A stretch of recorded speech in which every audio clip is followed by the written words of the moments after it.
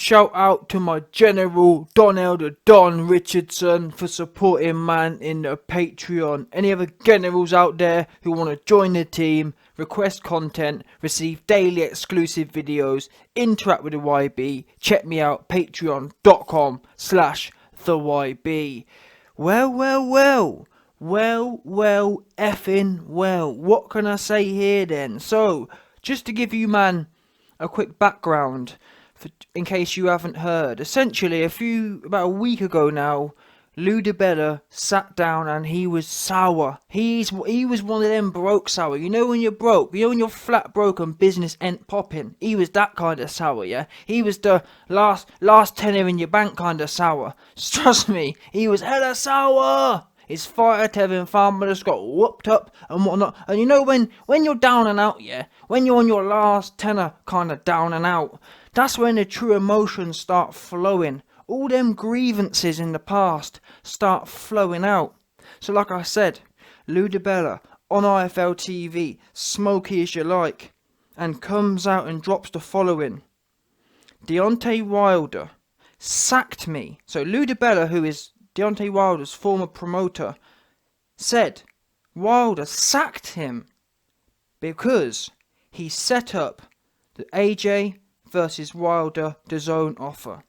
That's the bottom line. DiBella, you've got to remember, Eddie Hearn, who does Eddie Hearn really work with on the BBC side of things at the time? At the time it was DiBella, because what do we know? Eddie Hearn works with DiBella, with Tevin Farmer, and several other fighters. Therefore, Eddie Hearn, DAZN, reached out to DiBella to try and make that link. Because we know Winkle was saying, we're not having no meetings, we're not having nothing. So Eddie Hearn, being the prudent, being the scrupulous businessman he is, he thought, you know what, let's use our business contacts here and let's get at one of Wilder's other 100 million promoters, DiBella. Anyway, Eddie Hearn contacts DiBella. DiBella's sitting there thinking, wow, $100 million from DAZN? Deontay Wilder's going to be all over this. Number one, because we know AJ's chinny. Number two, because Wilder always talks about, yeah, man, won't face my name one champion. I want to fight the Beast. I love I want to fight Anthony Joshua. Hey, Juice and Jay. I want to fight AJ. So yeah, DiBella's all gas thinking, $100 million. Wilder's definitely going to be on this because AJ's easy. Wilder's definitely going to be on this because Wilder wants to unify, etc, etc. In fact, I even spoke to Lou, and Lou got the calculator out. He was working out his split. He was sitting there thinking, 100 million times by 5%, that's $5 million. He was licking his chops, he was. Anyway, just as no sooner than DiBella finished licking his chops, he picks the phone up to Deontay Wilder and Shelley Winkle and Al Heyman and says, Al, we got the fire deal for you. Eddie Hearn and AJ have come to bless your life. It's red panty night. This is the phone call. Oh man, hi Al. Hi Al. Hi Deontay. Hi Shelley. It's Red Panther, Anthony Joshua, and Eddie Hearns. They bringing us Red Panther. They're offering us $120 million. Beep. Phone went down. Phone went dead. Didn't even speak. Phone went dead. DiBella thought, wait there a minute. Picked his phone up. Looked at it. Wait there, I got full signal. The signal's not out. Oh, maybe it must have been one of them ones. Anyway, 2 2s, rings him back. Ring, ring, ring, ring. Phone rings off the wall. And that was the end of that. DiBella never heard from Wilder again. And that's what, listen, people can sit there and say, oh, YB, that wasn't a recording. Oh, YB, you don't know what happened. Oh, YB, you never spoke to DiBella. Listen, it's on your screen now. Deontay Wilder's former promoter, DiBella, claims he was exiled after trying to set up the DAZN meeting for AJ fight. You what? What was that? What was that? YB didn't have the recording? What was that? YB don't know what's going on? What's that? YB didn't talk to DiBella? You best check with TalkSport. Never mind YB, you best check with TalkSport. TalkSport got the information from the YB, and the YB got the information from DiBella. It's as simple as that. This is a madness. Anyway, now I've given you man the background, we can now crack on to the actual development today. So, after all that kicked off, Anthony El Patron, Anthony Majestic Joshua comes through as, what's the word? What do we call him? As cryptic as ever. and post the following. So he tags the TalkSport article, and he then puts at the bottom with his own tag, when the loyalties are gone, the truth shall prevail. And this is so true, you know, because it's crazy. Do you remember? In fact, if I wasn't so lazy, yeah, maybe one day, maybe in a few years, if and when I can afford an editor, I would go back and get out the DiBella interview. Do you remember about 2 years ago when obviously AJ and Deontay Wilder was being talked about? What was DiBella saying? DiBella was saying, "Oh, yeah, man, you know Anthony Joshua. Did you see Vladimir?" I remember DiBella talking about Vladimir Klitschko hitting AJ with the right hand. I remember DiBella drawing comparison, saying, "Well, look, Klitschko put him down with a right hand. What do you think is going to happen when Wilder hits him with that same punch?" I remember DiBella was all over it, licking him hard, yeah, licking him hard. He was. That's what he was doing. And now 2-2s, and this is the problem. And that's why I rate Hearn, because Hearn, to be fair, until recently he's been a bit off key.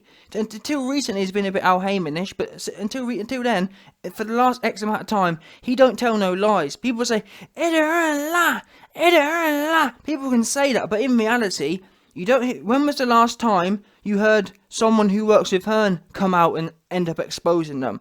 We don't see it. I've never heard no fighter expose it. I've never heard no fighter, no manager, no promoter. No one's ever exposed AJ and Eddie Hearn. And the reason is because they tell the truth. On the other hand, here we go again. DiBella, let's get it right.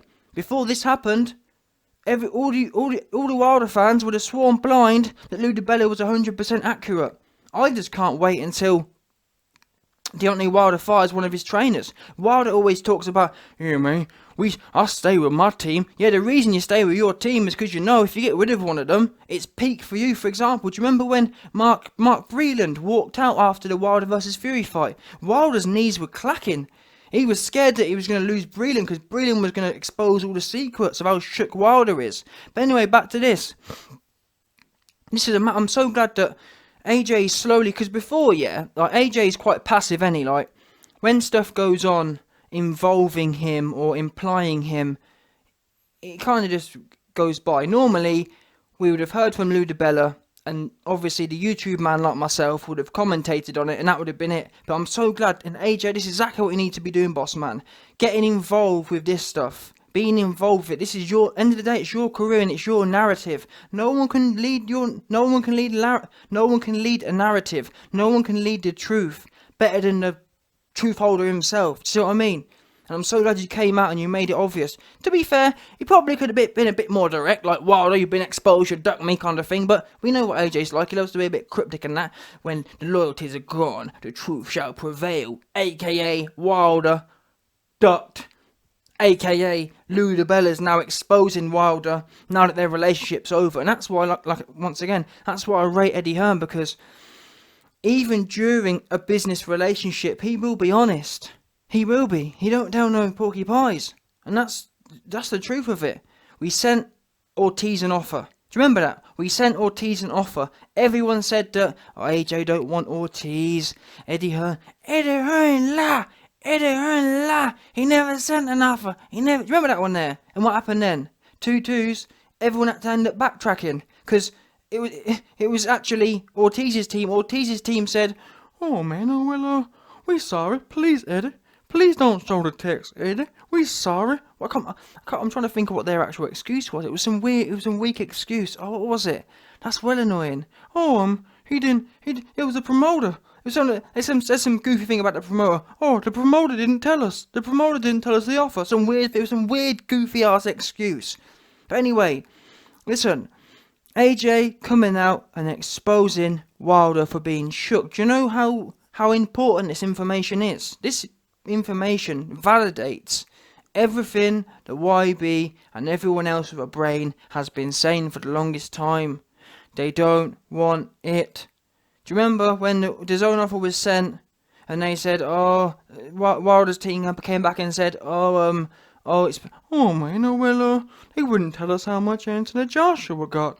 And if it was about contract details, Number one, why didn't you, rather than tell the press your problems, normally, yeah, I'm not a businessman. Well, I am. Man's a big businessman out here, but see, man's a big businessman out here, yeah, but no, I'm not a corporate businessman. But normally, I'd like to think, when you have a business problem, or in a contractual negotiation, if you got a problem, who don't you speak to? The media. The media is probably the last person you speak to if you want to get a deal done.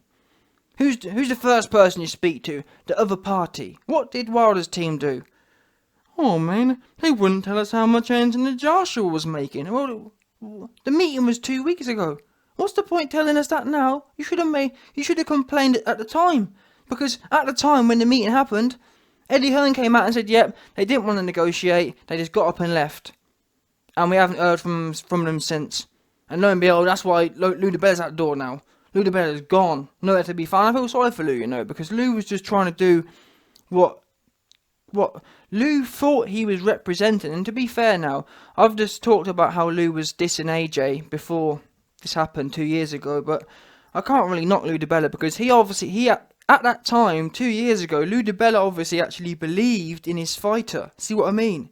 It's only taken until now, when Wilder sacked him, for him to actually clock on, that he's been selling his fighter to be this big, scary, dangerous man, but he's not. And Lou DiBella knows it.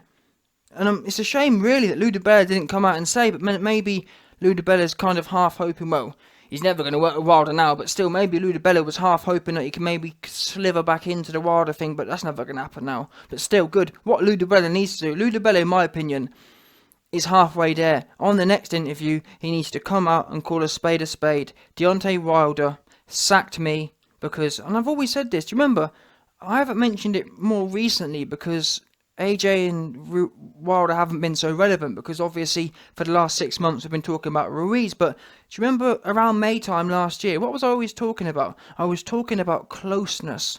I was talking about psychological vulnerabilities and closeness. Wilder does not like being anywhere near Anthony Joshua. Now you may ask yourself, why B? What's that got to do with this situation? Well, I'm glad you asked. Let me tell you right now what it's got to do with this situation. What do we know? Lou DiBella came to Wilder and said to him, in so many words, Wilder, I have in the palm of my hands, I am the connection to bringing you closer to Anthony Joshua. And what did Wilder do to that man who was going to bring him closer to Anthony Joshua? He struck him down and cut him off. Now, is that not... Oh, people were saying, oh man, Wobby, you're an Anthony Joshua fangirl. You're talking rubbish. Well, if I'm talking rubbish, why did Deontay Wilder cut off the one strong foundational link to Anthony Joshua? He cut it straight off. And the reason the Lou DiBella link's so fundamental is the fact that Eddie Hearn and Lou DiBella do deals all day, every day. So that he is the perfect link. If there's ever a link, Eddie Hearn and Shelley Winkle don't really do deals. Eddie Hearn and Heyman don't really do deals. Yeah? Lou DiBella, Eddie Hearn's working with Lou DiBella like 4 times a year.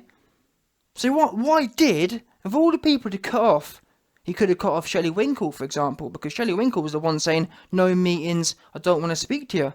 That would have been, if Wilder really wanted to fight, that would have been the man you cut off, the man that don't want to meet. Your manager, your promoter, who's meant to get you fights, don't want to meet people. He needs to go. Yeah? So if anyone should have been cut, it should have been him. Instead, you cut the one man who's bringing you, never mind close to AJ, bringing you record payday. You're always talking about, oh man, I want generational wealth. I want generational wealth. I want to be unified. Never mind being close to AJ, who's bringing you closer to unification, closer to $100 million, closer to worldwide prestige, and you turned it down. And I'll tell you why you turned down all them free sweeteners, the money. Why would Wilder turn down the money, the belts, and the prestige? Because what comes along with that money is a clause, yeah? But what stands in front of that money, prestige, and unification and belts? So what stands in between that? Anthony El Patron Joshua. Anthony, the Deontay Wilder cheek splitter Joshua. AJ is sizing Wilder up. I've spoken to Team AJ. They've told me YB every day I'm training in there. Yeah, we've got Pulev. Yeah, we've got Usyk. But every day I'm in there, my index finger and my middle finger knuckle, I'm thinking about wrapping them around Wilder's skinny little pointy chin. Every shot he throws, he's thinking about Grayson. He's thinking about chipping Wilder's chin. That's what he told. I'm just telling you what they told me. Don't shoot a messenger here. Every single shot AJ's throwing is thinking about caressing Wilder's pointy Eritrean chin. That's what he's doing.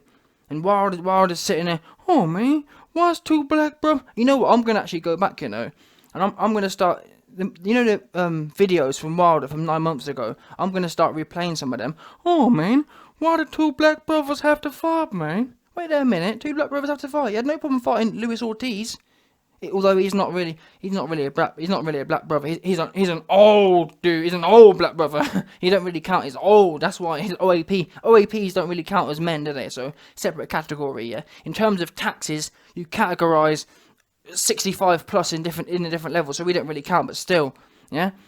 Wilder don't want none of it, and this here is once again proof, and I can't wait. On my LDBC channel, we're going to break down all their reactions, all these goof. Oh man, to see these people try and spin around the place, it's truly amazing. But yeah, AJ, hats off to you. If I was you, I'd just go deeper, man. I know Eddie Hearn's gone a bit moist. Eddie Hearn saying things like, oh, yeah, let's not talk about it so much, let's go under the table.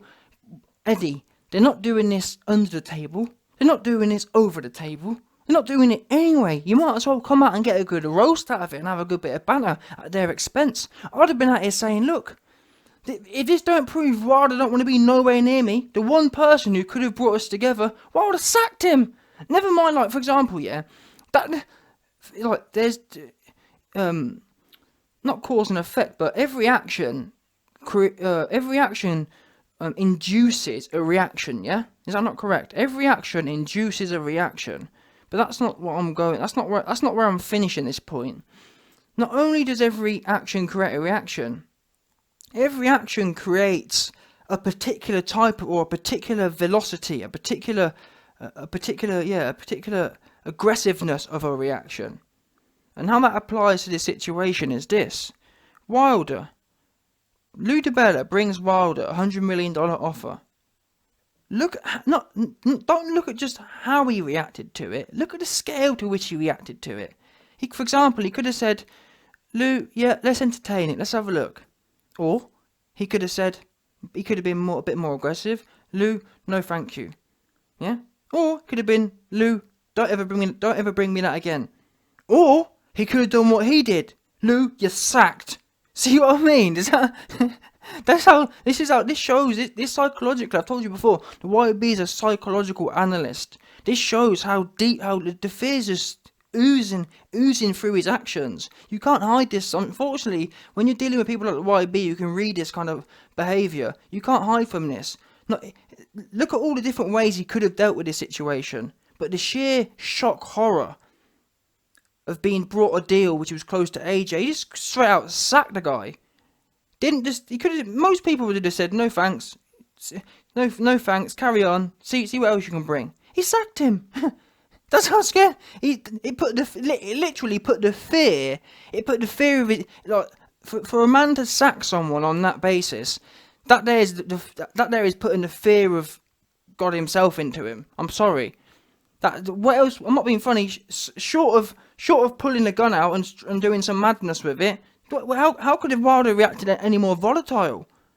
He's shook.